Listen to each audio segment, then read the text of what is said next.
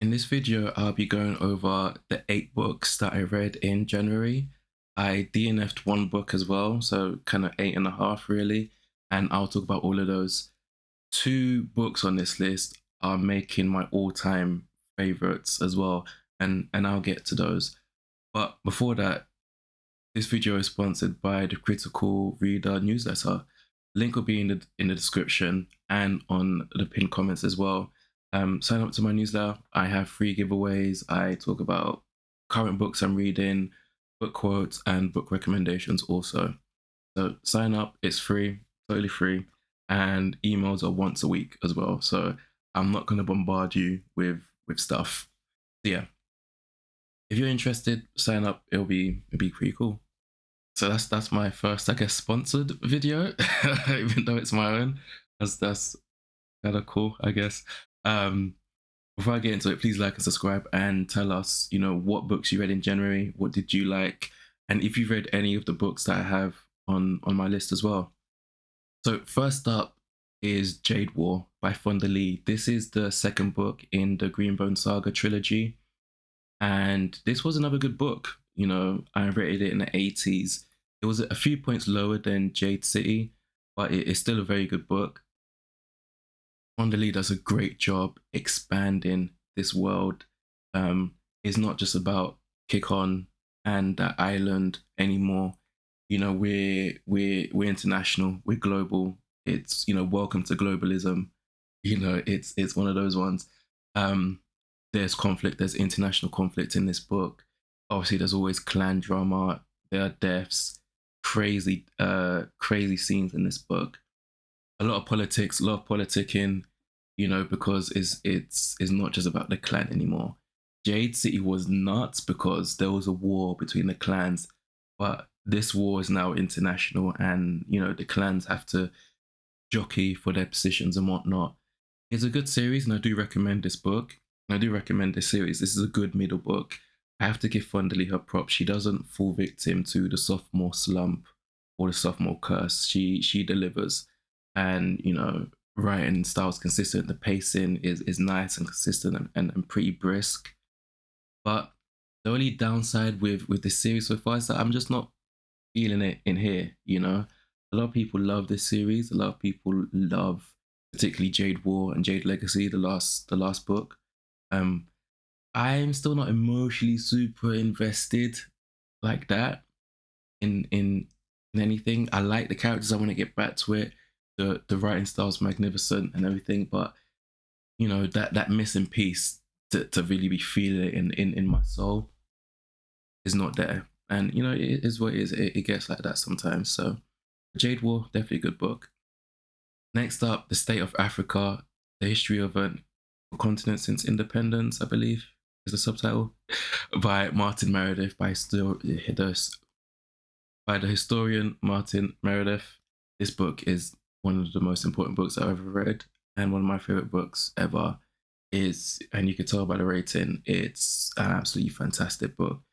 This book reads like fiction, and if it was fiction, it would be dystopian for sure, because just the craziness of what's been going on in Africa, particularly in the 20th century, since independence, has been mad. We've got violence, we've got civil wars, we've got corruption, we've got coups, apartheid, genocide, you name it, it's happened. Child soldiers, it's nuts. I did a full-length review on this book because I had to. It was fantastic.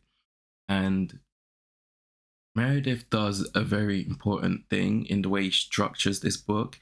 Each chapter isn't dedicated to a country per se, it's dedicated to a theme. And so you can talk about multiple countries within those chapters.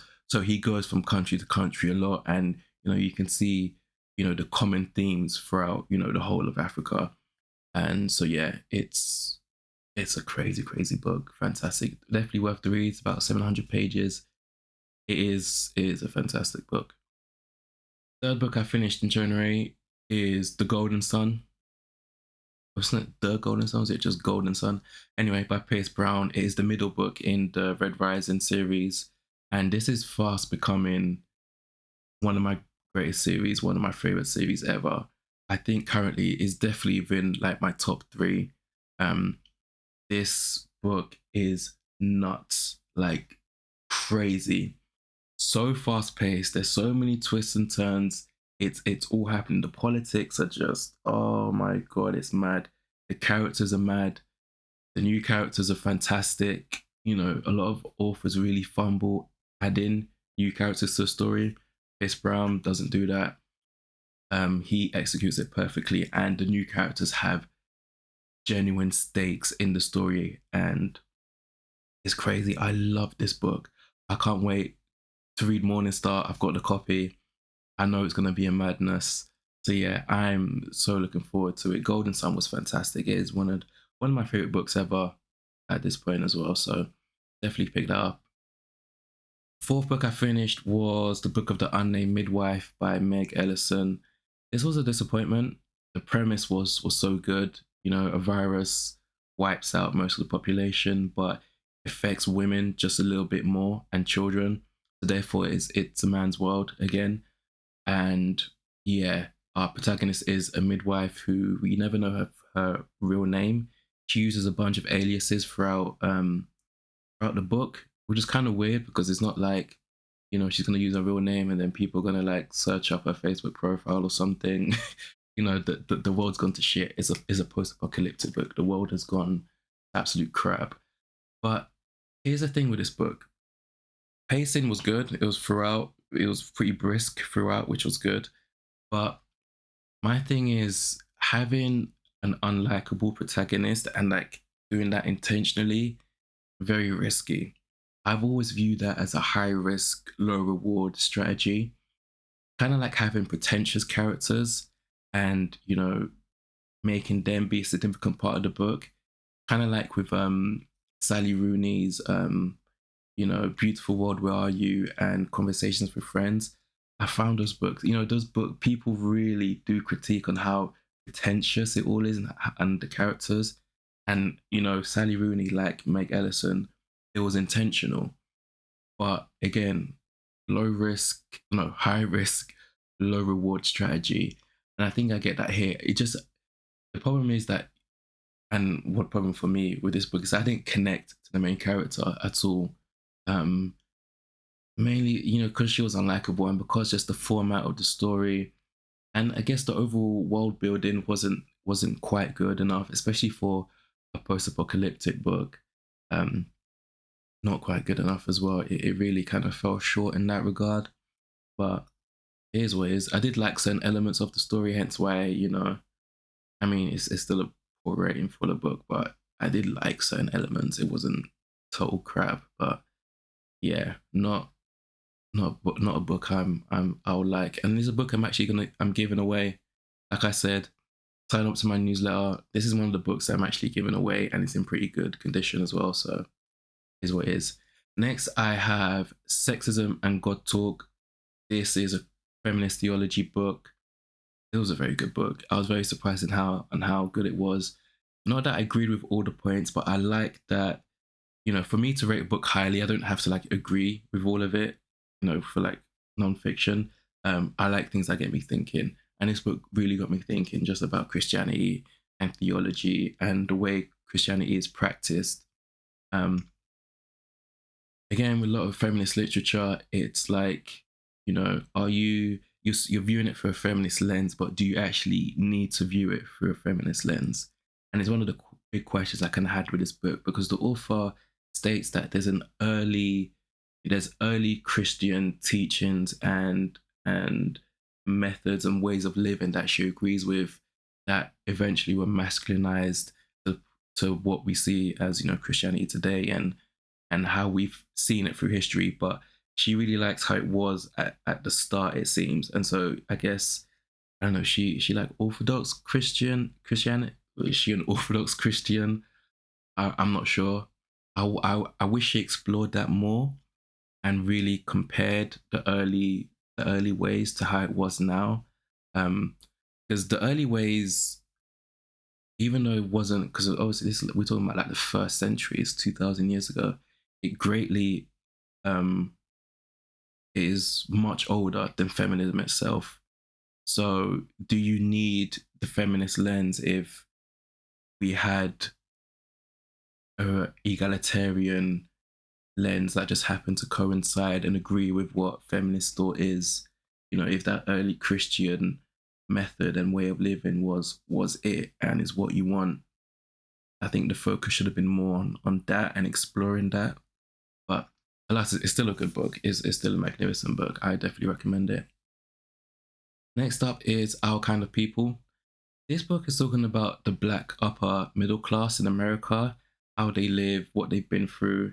This book is like a history slash memoir slash sociology book. I liked it. It was okay. Um, I liked it. It was surprising hearing about, you know, exclusive black members only clubs and how they were formulated and how they've changed throughout the years and how they've had to adapt to be more progressive, whether it's the female only ones or the male only ones, and how these things are related to universities and sororities and all that good stuff. But you know, the author goes from different regions in the States talking about the upper class, and there's a lot of commonalities, but again, there's differences too. But it kind of felt a bit like generic and repetitive. Um, I did take what I took away with it was from this was that all, you know, everyone's the same really, whether you're white and upper class, black and upper class, you know, female and upper class, male and upper class is what it is. Once you start, you know, adhering to certain ideologies and ways of living and whatnot, and certain status, um, the differences between different ethnic demographics is age demographics is all the same really. But yeah. Next up, How Democracies Die. This was a pretty decent book. Like I said, I think I made a video on this, I'm not sure. But it really should be renamed How Republicans Made Democracies Die. This is a left-leaning book, and it really just highlights the importance of safeguarding, and the authors go through a history of, you know, relevant events in US politics that kind of make that, you know, in order to make sense of what's happening today and what could happen in the future and where we're potentially heading. The authors also look at, you know, democracy and politics in Europe and particularly in South America as well, with certain dictatorships and whatnot, and coups and all that good stuff. Um, Pretty decent book, very easy read, quite a short book also. I guess it's just under 300 pages, around that mark. But yeah, pretty decent book. Then the eighth book I read was Never Split the Difference. How to Negotiate Like Your Life Depends on It, I think it's the subtitle. And this is by a former FBI negotiator whose job it was to literally, you know, negotiate hostage situations. And so I like that. That definitely gave credibility to me picking up this book. It is a very self-help book. It's like self-help slash a bit of a memoir mixed in, which I liked.